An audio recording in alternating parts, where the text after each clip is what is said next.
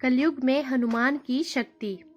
यदि मनुष्य पूर्ण श्रद्धा और विश्वास से हनुमान जी का आश्रय ग्रहण कर ले तो फिर उस तुलसीदास जी की भांति उसे भी हनुमान और राम दर्शन होने में देर नहीं लगेगी। कलयुग में हनुमान जी ने अपने भक्तों को उनके होने का आभास कराया है। श्री राम से हनुमान की पहली मुलाकात तब हुई जब वनवास में रह रहे श्री राम की पत्नी सीता की छवि को रावण हर ले गया था और वे दोनों भाई सीता की खोज करते करते ऋषिमुख पर्वत के पास जा पहुँचे थे। हनुमान जी को राम का सबसे बड़ा भक्त माना जाता है। हनुमान सर्वशक्तिमान और सर्वज्ञ है।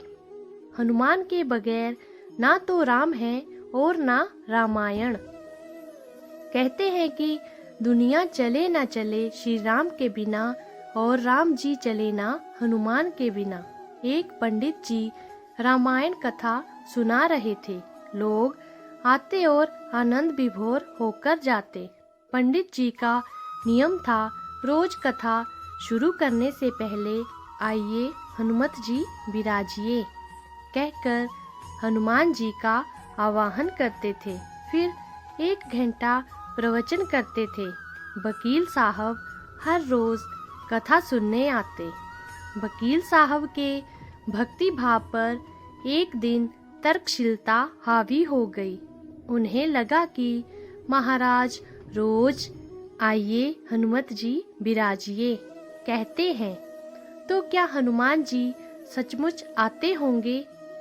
अतः वकील साहब ने पंडित जी से पूछ ही डाला, महाराज जी आप रामायण की कथा बहुत अच्छी कहते हैं, हमें बड़ा रस आता है, परंतु आप जो गद्दी प्रतिदिन हनुमान जी को देते हैं उस पर क्या हनुमान जी सचमुच विराजते हैं।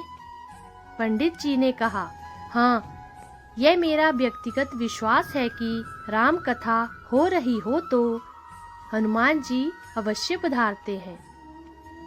वकील ने कहा, महाराज ऐसे बात नहीं बनेगी। हनुमान जी यहाँ आते हैं इसका कोई सबूत दीजिए।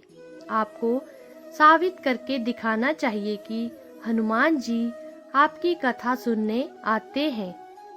महाराज जी ने बहुत समझाया कि भैया आस्था को किसी सबूत की कसौटी पर नहीं कसना चाहिए। यह तो भक्त और भगवान के बीच का प्रेम रस है, व्यक्तिगत श्रद्धा का विषय है। आप कहो तो मैं प्रवचन करना बंद कर दूं या आप कथा में आना छोड़ दो, लेकिन वकील नहीं माना।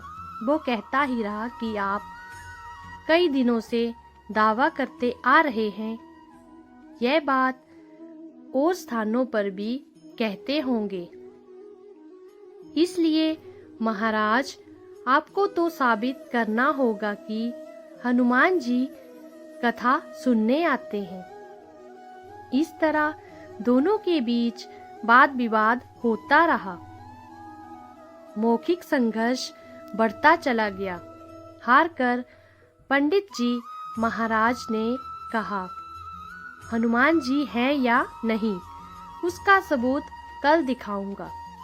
कल कथा शुरू हो तब प्रयोग करूंगा। जिस गद्दी पर मैं हनुमान जी को विराजित होने को कहता हूँ, आप उस गद्दी को आज अपने घर ले जाना। कल अपने साथ उस गद्दी को लेकर आना और फिर मैं कल गद्दी यहाँ रखूंगा। मैं कथा से पहले हनुमान जी को बुलाऊंगा और फिर आप गद्दी ऊंची उठाना। यदि आपने गद्दी ऊंची कर दी तो समझना कि हनुमान जी नहीं है।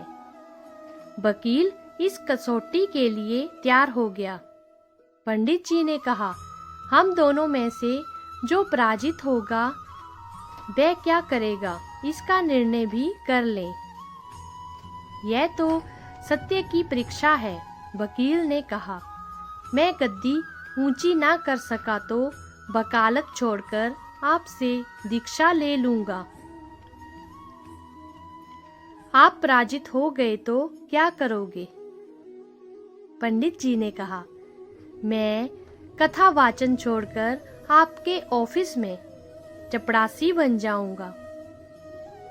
अगले दिन कथा पंडाल में भारी भीड़ हुई। जो लोग रोजाना कथा सुनने नहीं आते थे, वे भी भक्ति, प्रेम और विश्वास की परीक्षा देखने आए। काफी भीड़ हो गई, पंडाल भर गया। श्रद्धा और विश्वास का प्रश्न जो था, पंडित जी महाराज और वकील साहब कथा पंडाल में पधारे। गद्दी रखी गई। पंडित जी ने सजल नेत्रों से मंगलाचरण किया और फिर बोले, आइए हनुमत जी विराजिए। ऐसा बोलते ही पंडित जी के नेत्र सजल हो उठे। मन ही मन पंडित जी बोले, प्रभु, आज मेरा प्रश्न नहीं बल्कि रघुकुल रीत की परंपरा का सवाल है। मैं तो एक साधारण जन हूँ। मेरी भक्ति और आस्था की लाज रखना। फिर वकील साहब को निमंत्रण दिया गया, आइए गद्दी ऊंची कीजिए। लोगों की आंखें जम गई। वकील साहब खड़े हुए। उन्होंने गद्दी उठाने के लिए हाथ बढ़ाया, पर गद्दी को स्पर्श भी न कर सके। जो भी कारण रहा, उन्होंने 3 बार हाथ बढ़ाया, किंतु तीनों बार असफल रहे।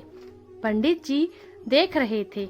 गद्दी को पकड़ना तो दूर, वकील साहब गद्दी को छू भी ना सके। तीनों बार वकील साहब पसीने से तरबतर हो गए। वकील साहब पंडित जी महाराज के चरणों में गिर पड़े और बोले, महाराज, गद्दी उठाना तो दूर, मुझे नहीं मालूम कि क्यों मेरा हाथ भी गद्दी तक नहीं पहुंच पा रहा है। अतः मैं अपनी हार स्वीकार करता हूँ।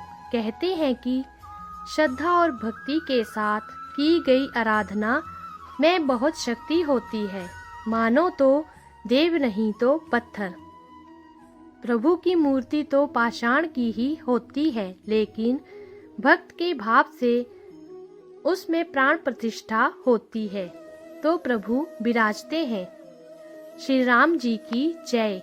हे नाथ, हे मेरे नाथ, आप कृपा के सागर हैं। जय बजरंगबली जी की। दोस्तों, अगर आपको हमारी आज की वीडियो पसंद आई हो तो हमारे इस YouTube चैनल को लाइक, शेयर और सब्सक्राइब करें। कमेंट में जय श्री राम लिखना ना भूलें। धन्यवाद। जय बजरंगबली।